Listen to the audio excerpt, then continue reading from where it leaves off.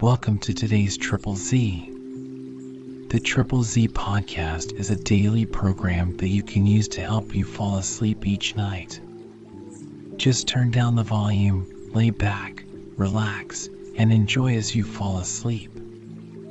A Tale of Two Cities by Charles Dickens deals with the major themes of duality, revolution, and resurrection. It was the best of times, it was the worst of times in London and Paris, as economic and political unrest lead to the American and French revolutions.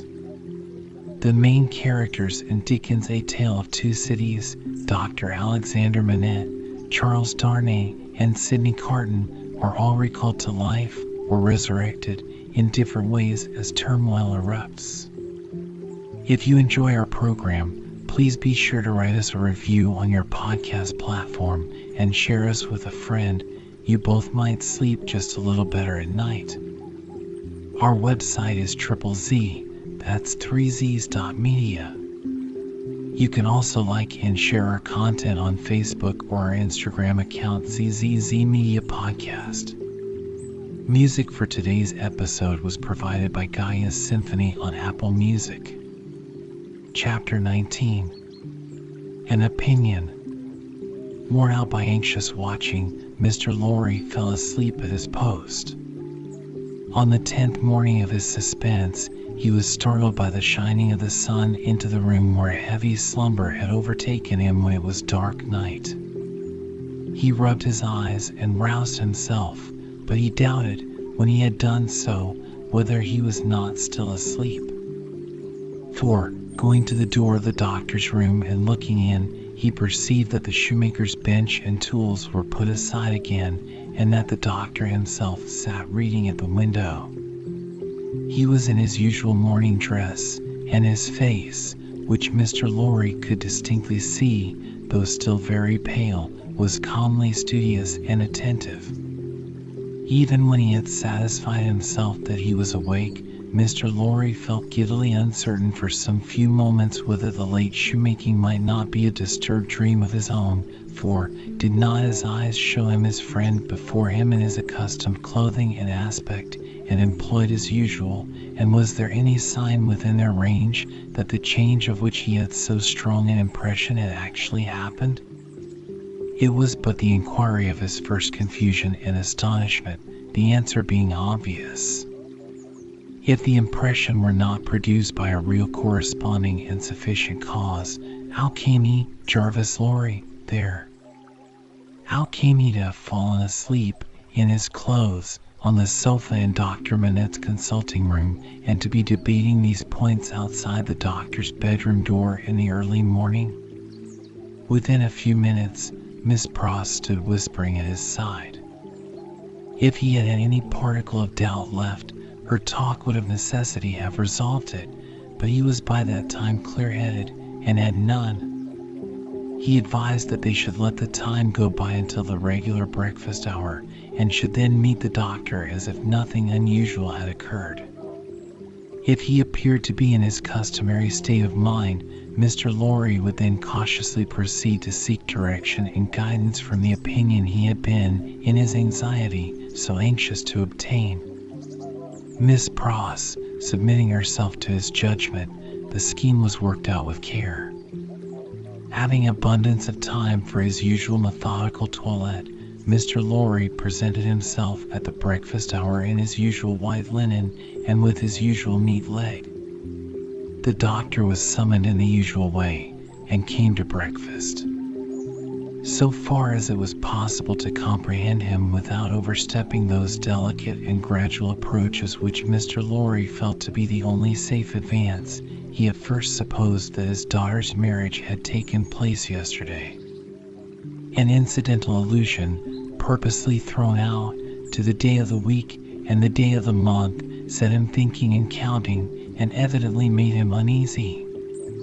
In all other respects, however, he was so composedly himself that Mr. Lorry determined to have the aid he sought, and that aid was his own. Therefore, when the breakfast was done and cleared away, and he and the doctor were left together, Mr. Lorry said, feelingly, My dear Manette, I am anxious to have your opinion in confidence on a very curious case in which I am deeply interested. That is to say, it is very curious to me. Perhaps, to your better information, it may be less so.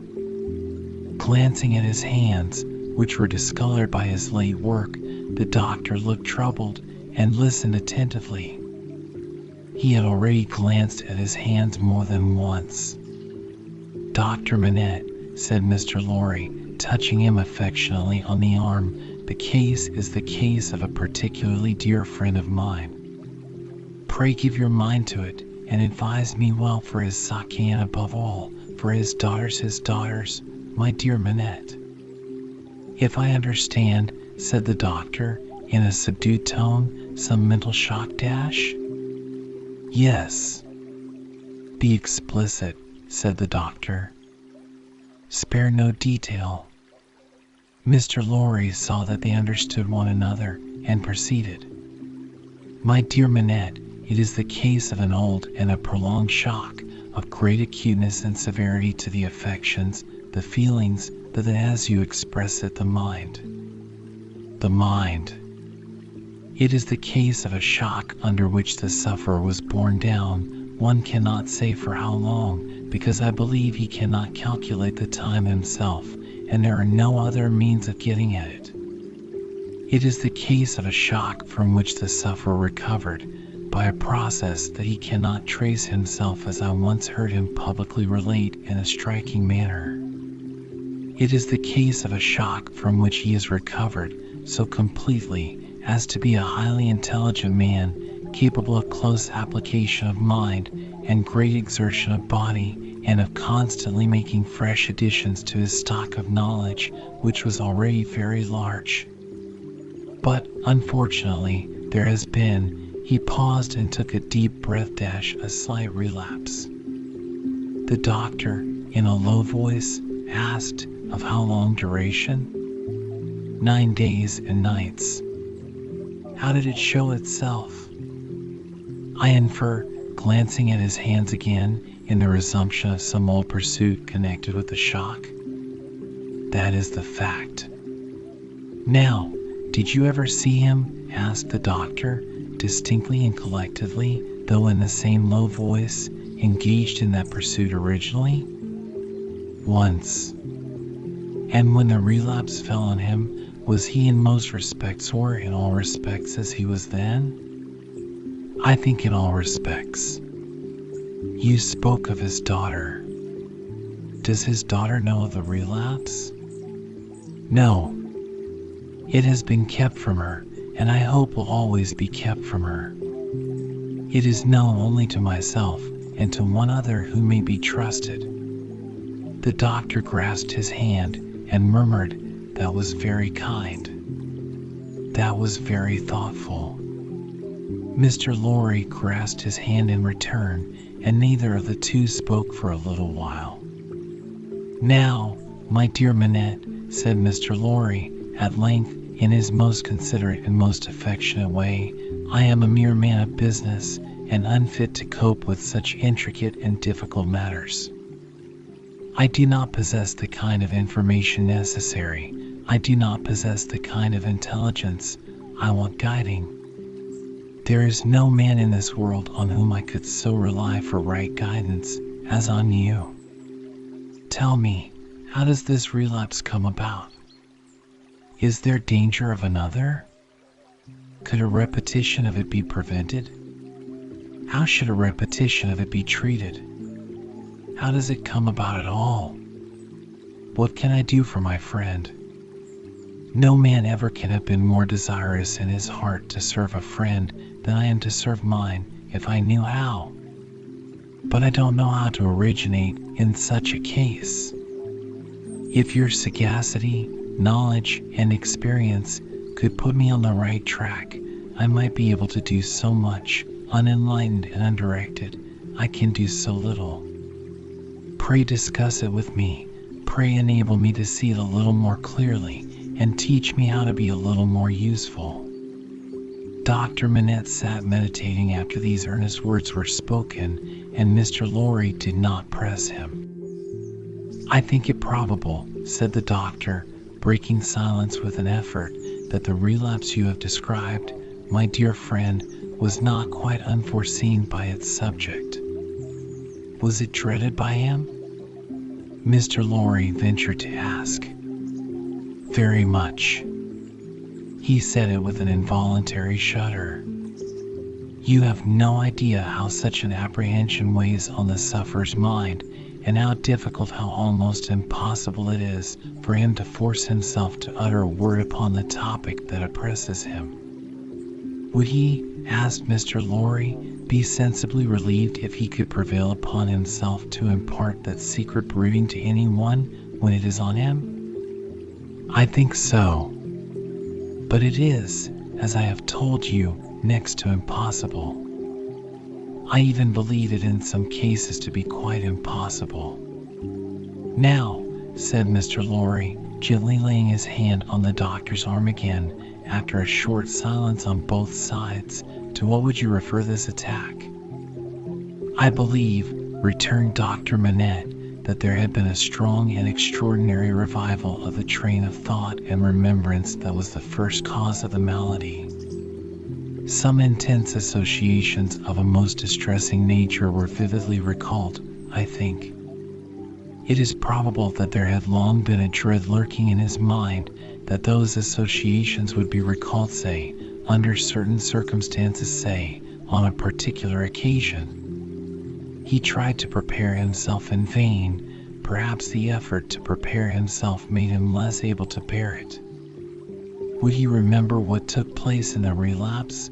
Asked Mr. Lorry, with natural hesitation.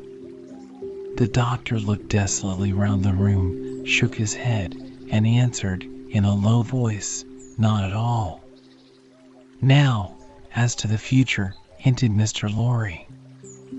As to the future, said the doctor, recovering firmness, I should have great hope. As it pleased heaven in its mercy to restore him so soon, I should have great hope.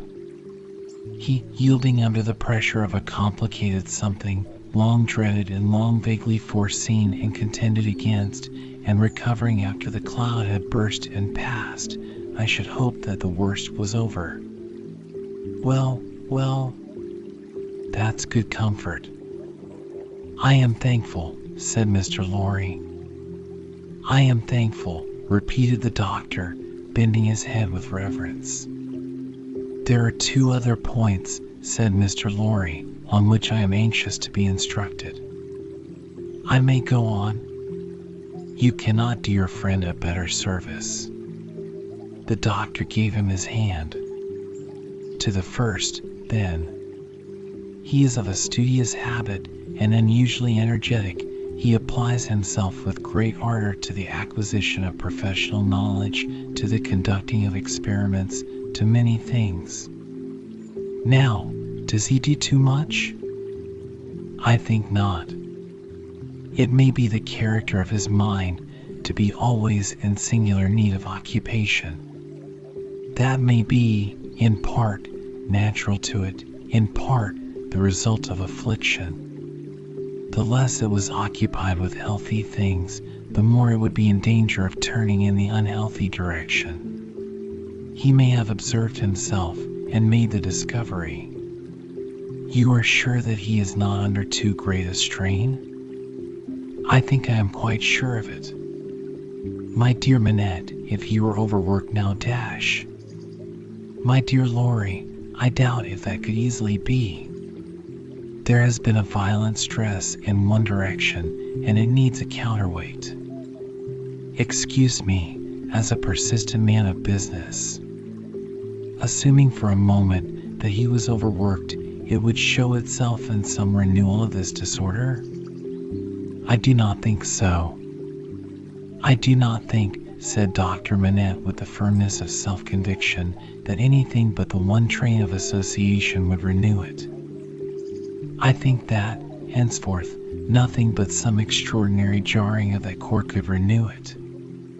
After what has happened, and after his recovery, I find it difficult to imagine any such violent sounding of that string again. I trust, and I almost believe that the circumstances likely to renew it are exhausted. He spoke with the diffidence of a man who knew how slight a thing would overset the delicate organization of the mind, and yet with the confidence of a man who had slowly won his assurance out of personal endurance and distress. It was not for his friend to abate that confidence. He professed himself more relieved and encouraged than he really was, and approached his second and last point. He felt it to be the most difficult of all, but remembering his old Sunday morning conversation with Miss Pross, and remembering what he had seen in the last 9 days, he knew that he must face it. The occupation resumed under the influence of this passing affliction so happily recovered from, said Mr. Lorry, clearing his throat, we will call blacksmith's work, blacksmith's work. We will say, to put a case and for the sake of illustration, that he had been used, in his bad time, to work at a little forge. We will say that he was unexpectedly found at his forge again. Is it not a pity that he should keep it by him? The doctor shaded his forehead with his hand and beat his foot nervously on the ground. He has always kept it by him, said Mr. Lorry, with an anxious look at his friend. Now, would it not be better that he should let it go? Still, the doctor, with shaded forehead, beat his foot nervously on the ground. You do not find it easy to advise me, said Mr. Lorry. I quite understand it to be a nice question. And yet I think and there he shook his head, and stopped. You see, said Dr. Manette, turning to him after an uneasy pause, it is very hard to explain, consistently, the innermost workings of this poor man's mind. He once yearned so frightfully for that occupation, and it was so welcome when it came, no doubt it relieved his pain so much, by substituting the perplexity of the fingers for the perplexity of the brain, and by substituting, as he became more practiced, the ingenuity of the hands for the ingenuity of the mental torture, that he has never been able to bear the thought of putting it quite out of his reach. Even now, when I believe he is more hopeful of himself than he has ever been, and even speaks of himself with a kind of confidence, the idea that he might need that old employment and not find it gives him a sudden sense of terror, like that which one may fancy strikes to the heart of a lost child. He looked like his illustration as he raised his eyes to Mr. Lorry's face. But may not mind. I ask for information as a plodding man of business who only deals with such material objects as guineas, shillings, and banknotes. May not the retention of the thing involve the retention of the idea? If the thing were gone, my dear Manette, might not the fear go with it? In short, is it not a concession to the misgiving to keep the forge? There was another silence. You see, too, said the doctor, tremulously, it is such an old companion. I would not keep it, said Mr. Lorry, shaking his head, for he gained in firmness as he saw the doctor disquieted. I would recommend him to sacrifice it. I only want your authority. I am sure it does no good. Come, give me your authority, like a dear good man. For his daughter's sake, my dear Manette. Very strange to see what a struggle there was within him. In her name, then, let it be done. I sanction it. But I would not take it away while he was present. Let it be removed when he is not there. Let him miss his old companion after an absence. Mr. Lorry readily engaged for that, and the conference was ended. They passed the day in the country, and the doctor was quite restored. On the 3 following days he remained perfectly well, and on the 14th day he went away to join Lucy and her husband. The precaution that had been taken to account for his silence, Mr. Lorry had previously explained to him, and he had written to Lucy in accordance with it, and she had no suspicions. On the night of the day on which he left the house, Mr. Lorry went into his room with a chopper, saw, chisel, and hammer, attended by Miss Pross carrying a light. There, with closed doors, and in a mysterious and guilty manner, Mr. Lorry hacked the shoemaker's bench to pieces, while Miss Pross held the candle as if she were assisting in a murder for which, indeed, in her grimness, she was no unsuitable figure. The burning of the body, previously reduced to pieces convenient for the purpose, was commenced without delay in the kitchen fire, and the tools, shoes, and leather were buried in the garden. So wicked do destruction and secrecy appear to honest minds that Mr. Lorry and Miss Pross, while engaged in the commission of their deed and in the removal of its traces, almost felt and almost looked like accomplices in a horrible crime. Chapter 20.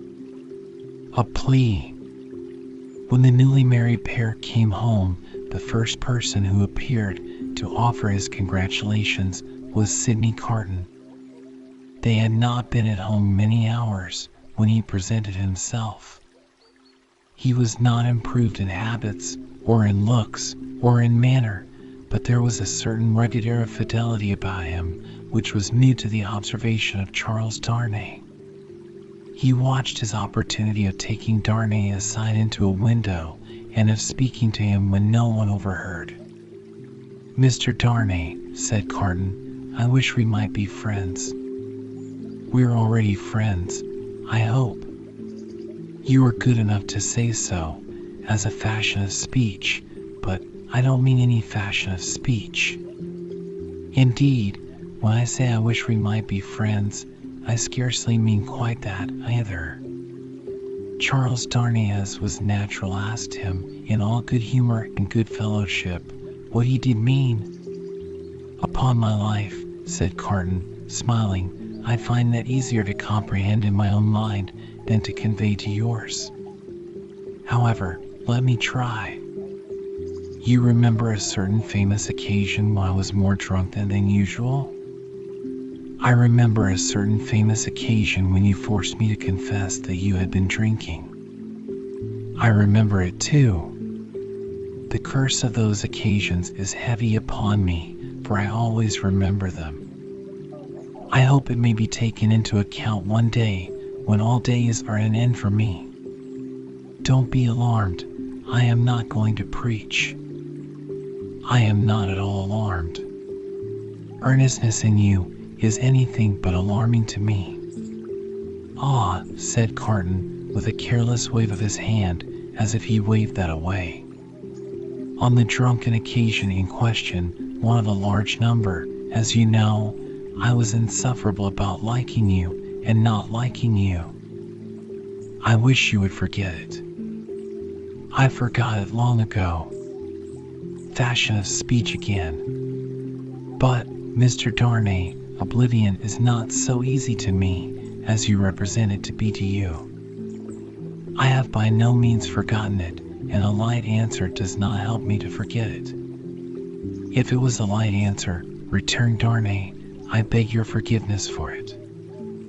I had no other object than to turn a slight thing, which, to my surprise, seems to trouble you too much, aside. I declare to you, on the faith of a gentleman, that I have long dismissed it from my mind." "Good heaven, what was there to dismiss? Have I had nothing more important to remember in the great service you rendered me that day?" "As to the great service," said Carton, "I am bound to avow to you, when you speak of it in that way, that it was mere professional claptrap. I don't know that I cared what became of you when I rendered it, mind. I say when I rendered it, I am speaking of the past." "You make light of the obligation," returned Darnay, "but I will not quarrel with your light answer. Genuine truth, Mr. Darnay, trust me. I have gone aside from my purpose. I was speaking about our being friends. Now, you know me, you know I am incapable of all the higher and better flights of men. If you doubt it, ask Stryver, and he'll tell you so. I prefer to form my own opinion without the aid of his. Well, at any rate, you know me as a dissolute dog who has never done any good and never will. I don't know that you never will, but I do, and you must take my word for it. Well, if you could endure to have such a worthless fellow, and a fellow of such indifferent reputation, coming and going at odd times, I should ask that I might be permitted to come and go as a privileged person here, that I might be regarded as an useless, and I would add, if it were not for the resemblance I detected between you and me, an unornamental piece of furniture, tolerated for its old service, and taken no notice of. I doubt if I should abuse the permission. It is 100 to 1 if I should avail myself of it 4 times in a year. It would satisfy me, I dare say, to know that I had it. Will you try? That is another way of saying that I am placed on the footing I have indicated. I thank you, Darnay. I may use that freedom with your name? I think so, Carton, by this time. They shook hands upon it, and Sidney turned away. Within a minute afterwards, he was, to all outward appearance, as unsubstantial as ever.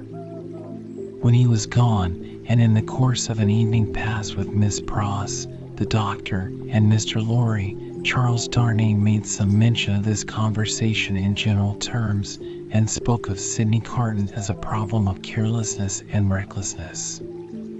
He spoke of him, in short, not bitterly or meaning to bear hard upon him, but as anybody might who saw him as he showed himself. He had no idea that this could dwell in the thoughts of his fair young wife, but when he afterwards joined her in their own rooms, he found her waiting for him with the old pretty lifting of the forehead strongly marked. "We are thoughtful tonight," said Darnay, drawing his arm about her. "Yes, dearest Charles," with her hands on his breast, and the inquiring and attentive expression fixed upon him, "we are rather thoughtful tonight, for we have something on our mind tonight."